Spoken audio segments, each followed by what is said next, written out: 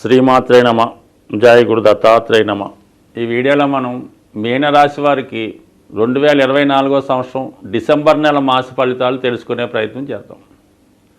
మీనరాశి వారికి మరి ఈ నెల ప్రారంభంలో సుమారుగా డిసెంబర్ 2వ తారీఖు నుంచి శుక్రుడు లాభస్థానంలో సంచరించడం జరుగుతుంది. సో ఈ ఒక్క గ్రహం మీకు ఈ నెలంతా కూడా మీకు ఏర్పడినటువంటి అన్ని రకాల సమస్యల నుంచి బయటపడడం జరుగుతుంది. అలాగే గౌరవప్రదమైనటువంటి వృత్తిలో ఉన్నటువంటి స్త్రీలు మీకు మీ యొక్క అభివృద్ధికి సహకరించే అవకాశం ఉన్నది. అలాగే లక్ష్మీ అమ్మవారి యొక్క అనుగ్రహం, కృపా కటాక్షాలు ఈ నెలంతా కూడా మీ మీద రావడం జరుగుతూ ఉంటుంది. మరి రాశిలో ఉన్నటువంటి రాహుగ్రహం కూడా ఒక విధంగా ఉగ్రస్వరూపమైనటువంటి అమ్మవారికి కారణం అవుతూ ఉంటుంది. సో ఈ కారణం వల్ల మీరు ఈ నెలలో అమ్మవారి అనుగ్రహం పొందాలనే విధంగా ప్రయత్నం చేస్తే కంపల్సరిగా మీకు ఒక స్త్రీ దేవతా రూపంలో, ఒక స్త్రీ రూపంలో ఈ నెలలో మీకున్నటువంటి చికాకులు, ఇబ్బందులు, కష్టాల నుంచి బయటపడే అవకాశం ఉన్నది. సో ఇక 3వ స్థానంలో గురుగ్రహ సంచారం, ఇది ఒక విధంగా మీ యొక్క కోరికలను తీర్చే స్థానం అన్నమాట. అంటే 1, 5, 9 ధర్మ త్రికోణం అంటారు. 3, 7, 11 అన్నది కామ త్రికోణం అని అంటారు. అంటే ఒక విధంగా జాతకుడిలో ఉన్నటువంటి కోరికలు తీరాలంటే ఈ 3 భావాలు యాక్టివేట్ అవ్వాలన్నమాట. అటువంటి స్థానంలో గురుగ్రహం రావడం వల్ల మంచి ఆలోచనతో, 10 మందికి మీరు మంచి సలహాతో, ఓ గురువు యొక్క హోదాలో ఇతరుల అభివృద్ధికి కారణమవుతూ వారిని మంచి మార్గంలో పెడుతూ మీరు కూడా మంచి మార్గంలో వెళ్ళే విధంగా ఈ 3వ స్థానంలో ఉన్నటువంటి గురువు మిమ్మల్ని సహకరించడం జరుగుతుంది. ఒక విధంగా మీనరాశి వారికి గురువు రాష్ట్రాధిపతి, దశమాధిపతి. అటువంటి వాడు 3వ స్థానంలో ఉండడం వల్ల వృత్తిలో కూడా మీ యొక్క హోదా మారుతుంది, అభివృద్ధి కలుగుతుంది. అలాగే ఈ సమయంలో మీరు వృత్తి మారాలనుకున్న తగు విధంగా మీకు అనుకూలమైనటువంటి వాతావరణం కనబడుతుంది. అంటే ఈ సమయంలో మీరు వృత్తి మారితే మీ యొక్క ఆదాయం కూడా పెరుగుతూ ఉంది. అంటే మరి 3లో ఉన్నటువంటి గురుగ్రహం మరి మనకి లాభస్థానంలో ఉన్నటువంటి శుక్రుని కూడా యాక్టివేట్ చేయడం జరుగుతుంది. ఈ శుక్ర గురువులు 2 గ్రహాలు కూడా మీ యొక్క ఉన్నతికి, అభివృద్ధికి కారణం అవుతూ ఉంటాయి. ఆధ్యాత్మిక రంగంలో ఉన్నవాళ్ళు మీకు సహకరిస్తూ ఉంటారు. ఇకపోని కేతువు 7వ స్థానంలో సంచరిస్తున్నాడు. ఒక విధంగా కేతు 7వ స్థానంలో సంచరించినప్పుడు వైవాహిక జీవితానికి అంతగా సహకరించడం, ఏదో పుణ్య కార్యక్రమాల వల్ల, ఏదన్నా దీక్ష తీసుకోవడం వల్ల భార్య కానీ భర్త కానీ ఈ పుణ్య కార్యక్రమాల్లో, దీక్షా కార్యక్రమాల్లో పాల్గొనడం వల్ల వైవాహిక జీవితానికి దూరంగా ఉండడం జరుగుతూ ఉంటుంది.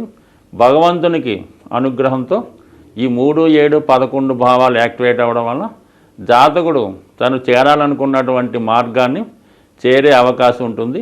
అది ఏమిటి అన్నది జాతకుడి యొక్క ఆలోచన సరళను బట్టి ఆధారపడి ఉంటుంది. తను ఏదనుకున్నా తను అనుకున్న గమ్యాన్ని చేర్చుకొని తన ఆశయాన్ని నెరవేర్చుకునే విధంగా ఈ గ్రహస్థితి జాతకుడికి చాలా అనుకూలంగా ఉన్నది.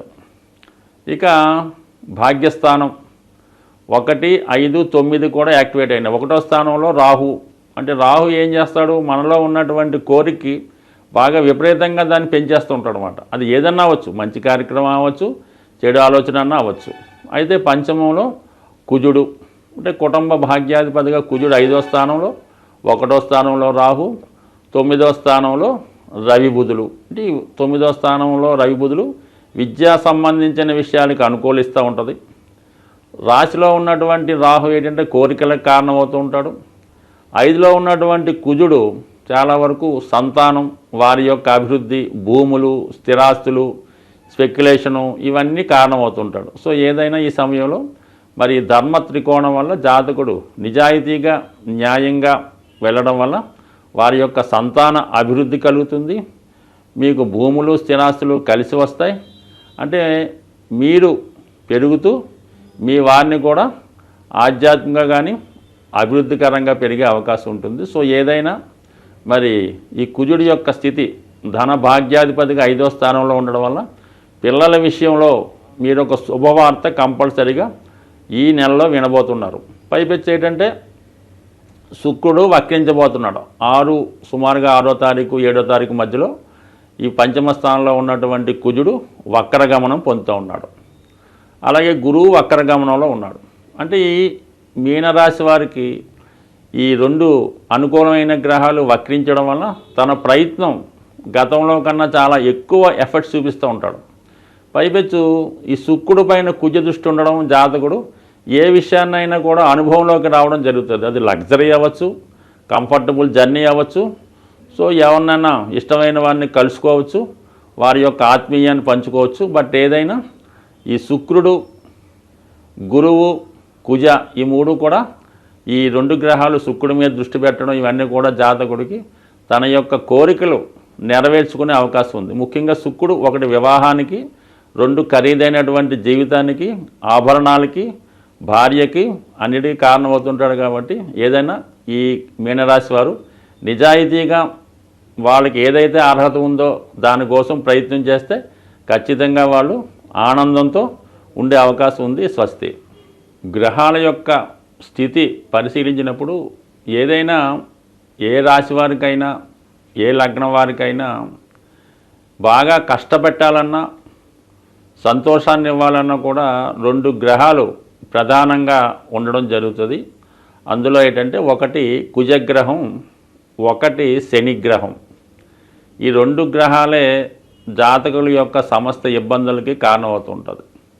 సో అలాగే ప్రతి నెలలో కూడా ఈ గ్రహాలకి సంబంధించినటువంటి కొన్ని పండగలు, పర్వదినాలు రావడం జరుగుతుంటుంది. ఆ సమయంలో ఆ గ్రహాలకి పరిష్కారం చేసుకోవడం వల్ల ఎక్కువ ఫలితాన్ని జాతకుడు పొందడం జరుగుతూ ఉంటుంది.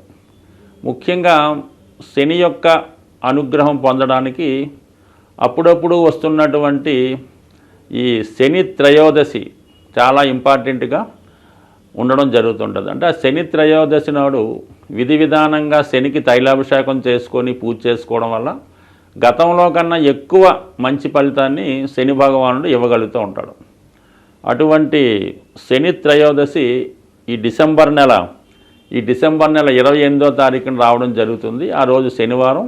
అలాగే అనురాధ నక్షత్రం రావడం వల్ల ఆ రోజు కంపల్సరిగా మరి అసలు రాశితో సంబంధం లేకుండా అందరూ కూడా ఆ రోజు విధి విధానంగా శని భగవాన్ని తైలాభిషేకం చేసుకోవడం, అదే రోజు శివాలయంలో శివుడికి అభిషేకం చేసుకోవడం వల్ల మరి కంపల్సరిగా శని యొక్క అనుగ్రహానికి పాత్రులవుతారు.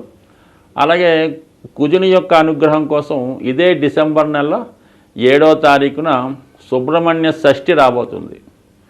సో కుజగ్రహ అనుగ్రహం పొందాలంటే కంపల్సరిగా సుబ్రహ్మణ్య స్వామి ఆరాధన చేసుకోవడం వల్ల మరి కుజుని ద్వారా వచ్చే ఇబ్బందులు, ఒకటి వివాహం ఆలస్యం అవడం, వివాహంలో గొడవలు, విడాకుల సమస్యలు, సంతానం కలగకపోవడం, పిల్లలకి అనారోగ్యం, ఆర్థికపరమైన సమస్యలు, ఇవన్నిటికీ కూడా కుజుడే కారణమవుతుంటాడు. సుబ్రహ్మణ్య స్వామి ఆరాధన వల్ల కుజగ్రహ అనుగ్రహం పొందడం జరుగుతుంది. అటువంటి సుబ్రహ్మణ్య షష్ఠి రోజు ఖచ్చితంగా విధి విధానంగా ఉపవాసం ఉండి మరి ఆ సుబ్రహ్మణ్య స్వామికి వీలైన వారు అభిషేకాదులు నిర్వహించుకోవడం వల్ల, ఆ రోజు ఉపవాసం ఉండడం వల్ల కంపల్సరిగా ఈ 2 గ్రహాల యొక్క అనుగ్రహానికి పాత్రలవడం జరుగుతుంది. కాబట్టి కంపల్సరిగా మరి ఈ 2 కంపల్సరిగా పాటించండి. అలాగే చాలా వరకు ఈ నెలలో మీకు ఏ ఇష్టదైవాన్ని పూజించుకున్నా మంచి ఫలితం పొంది ఆ గ్రహాల యొక్క అనుగ్రహానికి పాత్రలవుతారని ఆశిస్తూ స్వస్తి.